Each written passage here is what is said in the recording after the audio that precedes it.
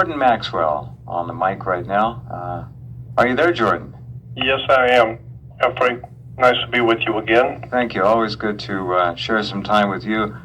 You have a worldwide following of people who truly care about the enormous, really incalculable contribution you've made to all of us over the last 50 plus years now.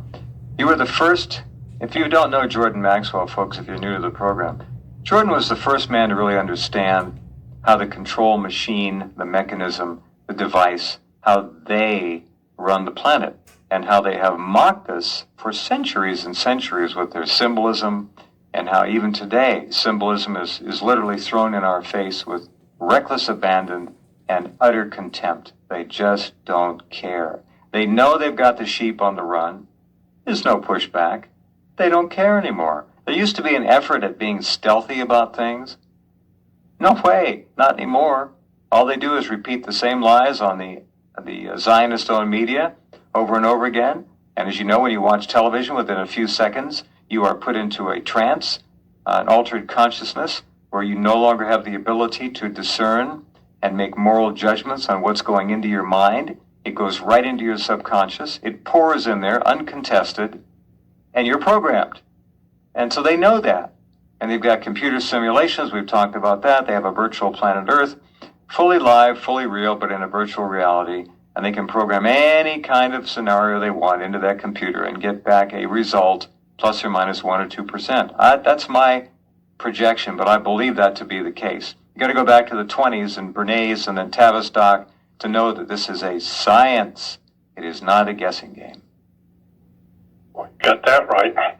I don't know what I could add to it because that's exactly right. And you know, the thing that we talked about so many times before is how the populace just sucks it up. People just accept it, and they're too busy. They don't contest anything, Jordan. Nothing, that was the nothing. word. Nothing. It's just all input. And remember, the whole paradigm of individual achievement now has been replaced with groupthink, groupspeak, and hive behavior. That's what they want, and that's what they've got. Absolutely. That's what they have, and it's everywhere. It's the herd mentality, and you'll be surprised how many people email me and call me from quite literally around the world, and everybody is saying the same thing, almost word for word. Are they really? Time. This is interesting. So they're programmed. This is a global programming effort, basically. Yes, and I'm getting them from Middle East, from young people, teenagers, and young college types, from Lebanon, from the UAE, from Saudi Arabia, a lot of young people in the Middle East and in Africa in general. It's an incredible amount of people which are emailing me today, and a lot of young people, and they're saying the same thing all over the world, that they keep commenting about how humanity has lost its humanity. They tell me that people are like drones. They're like robotic people who have no souls. And some young people in UAE was saying that people seem to have no soul. They have no validity to them. They're just plastic. They go by and operate on what's the word? They react to things like an animal. They have no reason. They have no logic. Seem to have no intelligence for anything. And so I'm hearing this all over the world. And also with that, a lot of people are saying, I've come to the point where I can't talk to people around me any longer. It doesn't work. People just look at me and stare at me. And so I'm seeing very, very pronouncedly, I'm seeing some kind of some sort of a division working its way now on the earth between those who are actually human beings, who actually have emotions and feelings like the old world, like we grew up in, as opposed to the masses and masses of millions of people who don't seem to even have their humanity left. They're just there. They're there. They came into the world because they were born. They have no reason for being here. They don't know what they're doing. They're kind of like they're kind of like an empty vessel. We talked, and I've mentioned this before, so have others. But many of them are rather like have no soul. They're soulless. They walk. That's what I'm saying. They're three-dimensional. They act like normal people, but there's some incredible vacancy inside them. That's exactly right. It's just you look at them and you know that when they look at you, there's no humanity behind the eyes. There's no human relationships and being able to talk one to the other. Well, they're not quite dead-eyed, but they're real close. There's just nothing. There's no depth there. No depth at all. And if you start talking about something of real importance, they just stare at you, with glassy eyes and trying to figure out what are you doing? What are you talking about?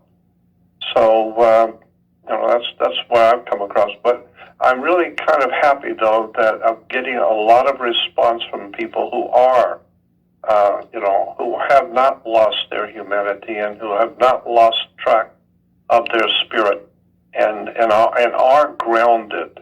And there's a lot of people out there like that. So that's the people I want to talk to and to be there for, is to help those people who want to know. And there's a lot of good people out in the world.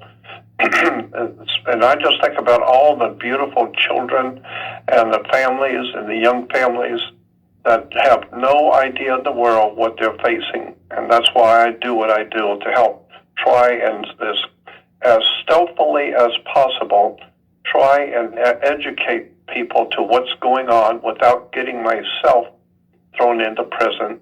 So I'm trying to do what I can to open their people's eyes and do it, as carefully as I can.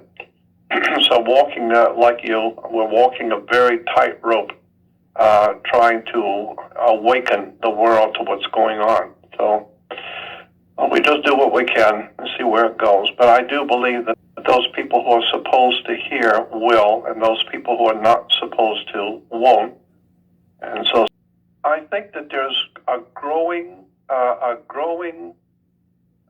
division happening on the earth, that the people who are awake and grounded and spiritually awake are experiencing, although they don't necessarily understand and realize the severity of it, that there is some kind of a growing, it's very difficult to explain, but there's so many people that are awakening and who are human and who do have emotions and feelings about the world, and they're concerned about what's going on. So, and slowly but surely, there's some kind of a war going on between those who don't care, don't know, couldn't care less, and those who do. And so some kind of a revolution afoot on the earth. And it's kind of like those old sci-fi movies, like Body Snatchers. Remember the old 1950s, the Body Snatchers, where once you've been taken over, you have to go to sleep, was the theme of the movie. You've got to go to sleep before they can take you over. Well, that's true. I mean, once you go to sleep, you don't even see anything happening anymore. And then one day you wake up and find out the world is in the hands of the dark side, and you fell right into it. And so, I see that happening. As far as change, I think the only thing I meant by that is I see some kind of a crises of conscience, a crisis happening on the earth now, where people who are awake are now waking up to the fact that they are very few, that they are the minority, and they're becoming very afraid. What is the world turning out to be? Oh, they're in the less than 5% that really get it, or even a piece of the whole thing. God, that's scary. That's frightening. Well, they should be frightened. Yep. That's a normal response when they're outnumbered 95 to 5 or whatever it is. Yeah, it is. And that's why I've said to you so many times that I feel like trying to help the human family to awaken is like trying to empty the Pacific with a cup, because the tsunami of profound ignorance, and people who really just don't care. Too true. And this leads me to something else, and we've talked about this before. Hold on, Jordan. Hold that thought, will you? We got to take a break. Okay. Hold that. Don't lose your thought. We'll come right back. Emptying the Pacific with a cup. That's a very, very good analogy. All right, we'll be right back.